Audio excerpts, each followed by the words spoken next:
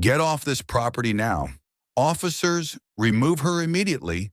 I sold this ranch to my nephew, Melissa said with a smug smirk, waving a document. This land, it's no longer yours. The HOA is acquiring it. You'll thank us later. This is my land, the homeowner replied firmly. My name's on the actual deed.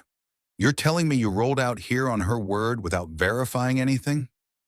This dispute centered around property rights and the enforcement of community regulations, raising questions about who really has the final say when it comes to your own home.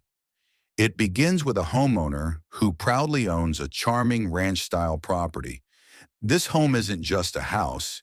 It represents years of hard work, personal investment, and cherished memories for the family. The sprawling yard, adorned with vibrant gardens and a small vegetable patch, is a sanctuary where they spend countless hours enjoying the outdoors and hosting family gatherings.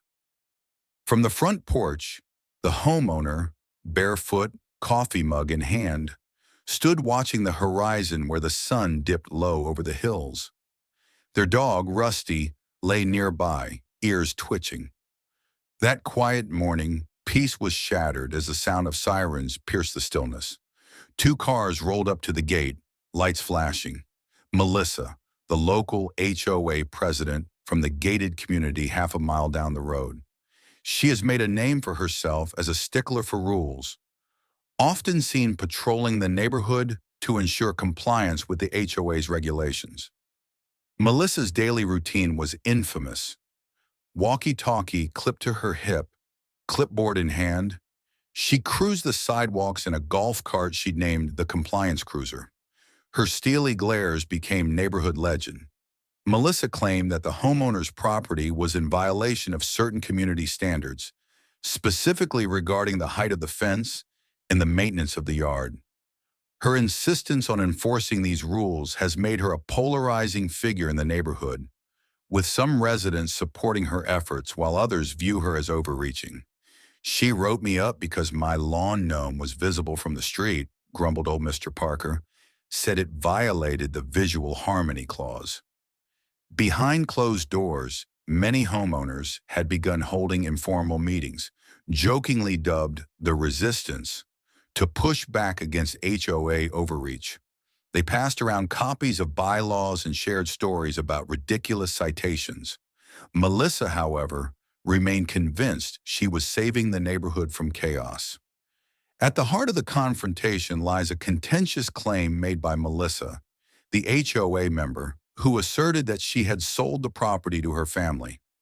What triggered the full-blown showdown was an envelope slipped under the homeowner's door. A letter from Melissa stating that the land had been sold at an emergency meeting. No prior notice, no vote, no buyer present. Melissa stepped out in a neon pink blazer and oversized sunglasses, flanked by two young men, her nephews. Her voice cut through the air, sharp and jarring.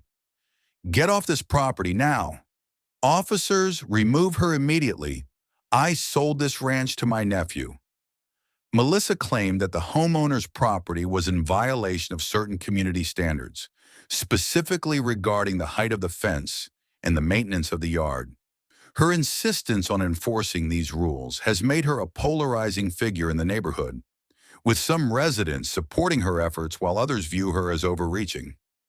The homeowner blinked in disbelief. "You what?" she said, her voice steady despite the adrenaline in her veins. "This land isn't yours anymore," Melissa said with a smug smirk, waving a document. "The HOA is taking it. Honestly, you'll thank us later." She tilted her head, voice dripping with condescension. This incident didn't occur in a vacuum. It's important to note that the community has a history of disputes surrounding property ownership and HOA regulations. Tensions have simmered for years, with various homeowners feeling stifled by the HOA's strict guidelines. This backdrop of conflict set the stage for the confrontation between the homeowner and Melissa, ultimately leading to a situation that would escalate beyond a simple disagreement.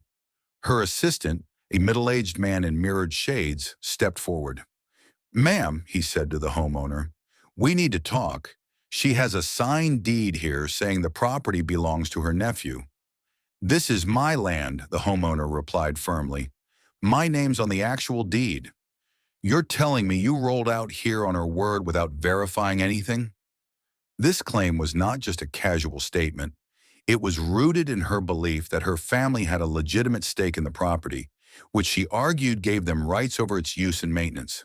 The implications of Melissa's claim are significant. In real estate, property ownership is typically established through legal documentation, such as deeds and titles. A sale must be properly recorded and recognized by local authorities to be considered valid. Without these legal formalities, Melissa's assertion raises questions about the legitimacy of her claim and the rights she believes she holds over the property. Behind the house, a rumble of engines announced the arrival of the homeowner's ranch hands, pickup trucks loaded with workers and family. Her cousin Nate, built like a linebacker, stepped out first. Melissa even installed a private property, "Trespassers will be prosecuted" sign on the edge of the garden, right next to the homeowner's heirloom rose bushes. "I don't care what she printed off the internet," the homeowner said to her cousin Nate. "This place was my grandma's. It was passed to me fair and legal. That's the only truth that matters." In HOA situations, confusion often arises due to the complex interplay of community rules, property rights, and personal relationships. Residents may misinterpret the authority of HOA members or the extent of their own rights as homeowners. Some speculated Melissa had gone rogue. Others whispered she was hoping to push the homeowner out and acquire the land for her nephew's new business venture, a boutique dog park and spa.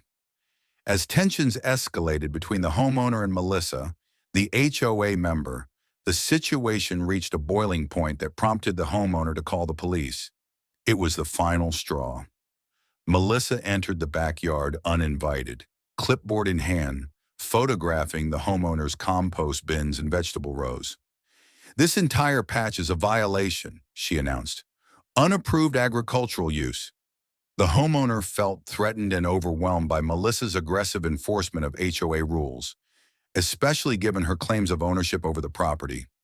Concerned for their safety and the integrity of their home, the homeowner believed that law enforcement intervention was necessary to de-escalate the conflict and clarify the legal standing of the dispute. It's important to understand that while police have the authority to intervene in disputes, their involvement in property disagreements is often limited.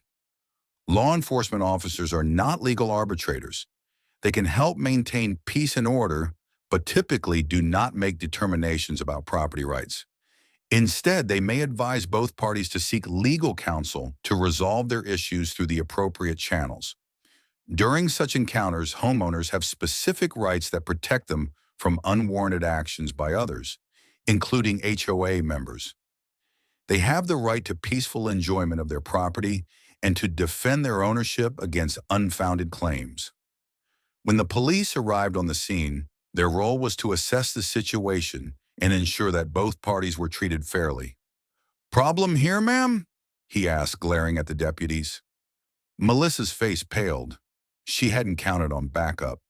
This situation highlights the importance of understanding the legal aspects of property sales and ownership, as misunderstandings can lead to disputes that escalate quickly. Jake, one of the crew, pulled a thick folder from a truck bed and handed it to the deputy. "Certified deed, county seal, been in her family for decades."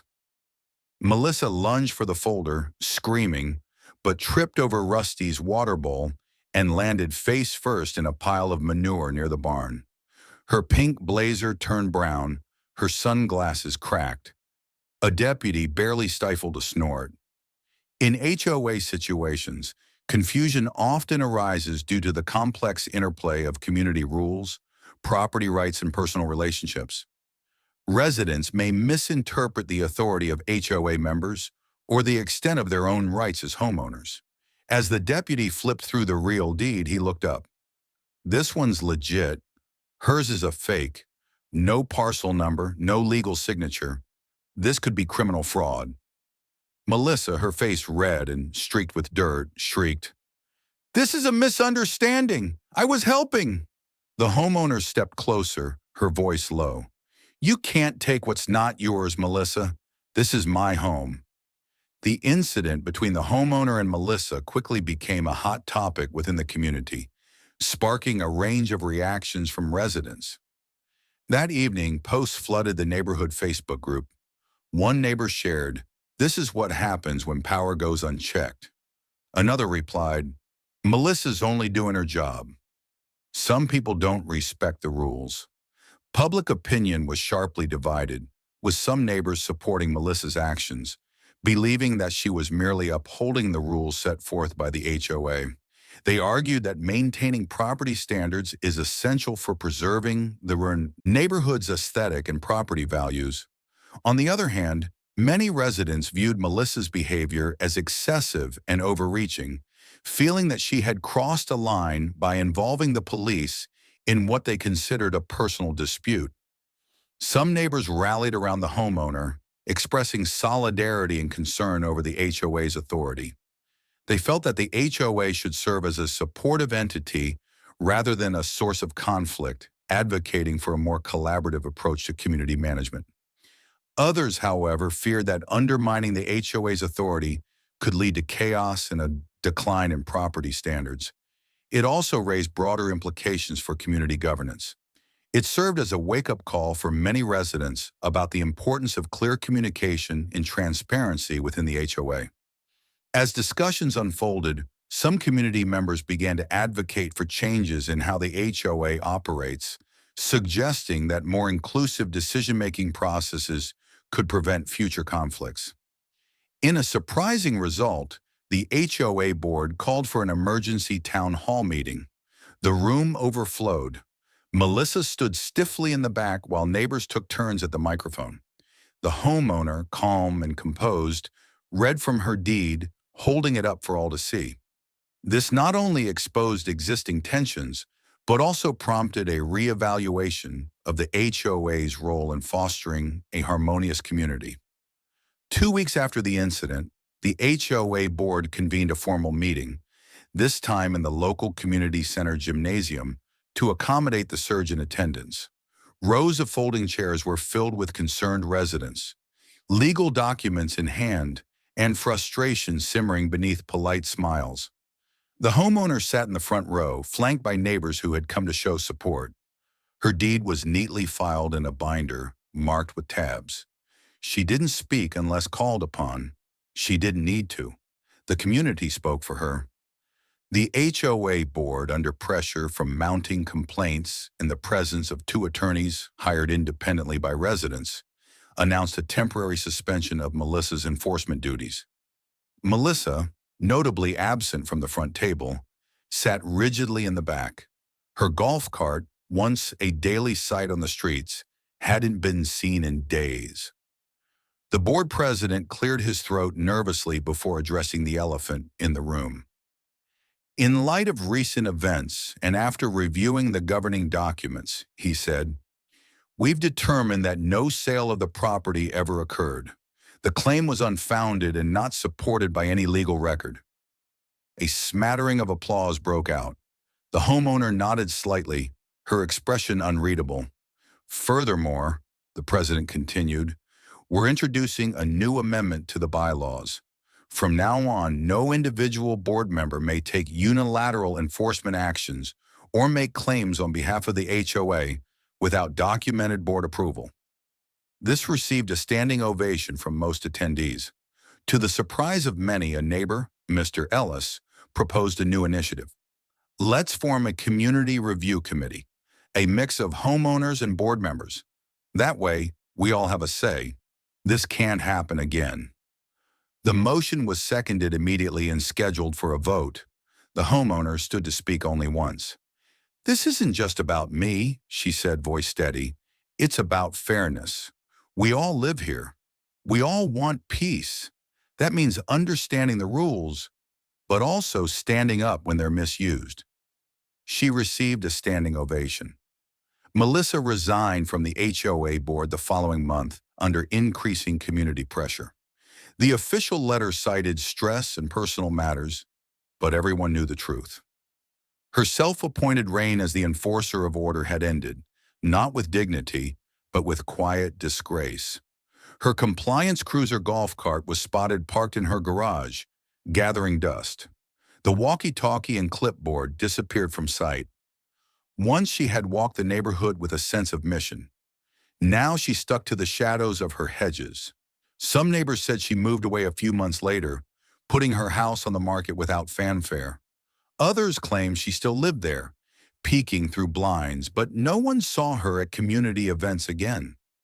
Ironically, after her departure, the neighborhood became more harmonious, not because everyone suddenly agreed, but because they finally had a voice. The newly formed Community Review Committee opened channels of communication. Disputes were resolved with dialogue rather than threats. Gardens flourished, fences stood tall, and residents waved to one another without suspicion. The homeowner replanted her rose bush, which Melissa had trampled during her final inspection. Beneath it, she placed a small wooden sign that read simply, "Peace is something you grow." Many residents may not fully grasp the extent of the guidelines that govern their community, which can lead to misunderstandings and conflicts. Familiarizing oneself with these rules is essential for maintaining a harmonious living environment and ensuring that everyone is on the same page regarding property standards and community expectations. Encouraging a culture of transparency and collaboration can help prevent disputes from reaching a boiling point. Homeowners should feel empowered to voice their concerns and seek clarification on any issues, while HOA members should be approachable and willing to listen. Establishing regular meetings or forums for discussion can foster a sense of community and mutual respect. They should be informed about their rights and the legal processes involved in property ownership and HOA governance. Understanding the legal framework can help residents navigate conflicts more effectively and avoid unnecessary escalation. By being proactive and informed, homeowners can protect their interests and contribute to a more cohesive community. Understanding property rights and community regulations is crucial, especially in neighborhoods where HOAs play a significant role in maintaining order and aesthetics. And for the homeowner who stood her ground that day, coffee in hand and dog at her side, those values became not just a lesson, but a legacy. And with that, the neighborhood moved forward, not by forgetting what happened, but by learning from it. If this story moved, you don't forget to like, share, and subscribe for more powerful tales of resilience and justice. Your support allows us to keep delivering valuable insights and stories that inform and inspire people everywhere. Thank you for watching Work Story, and see you in the next one.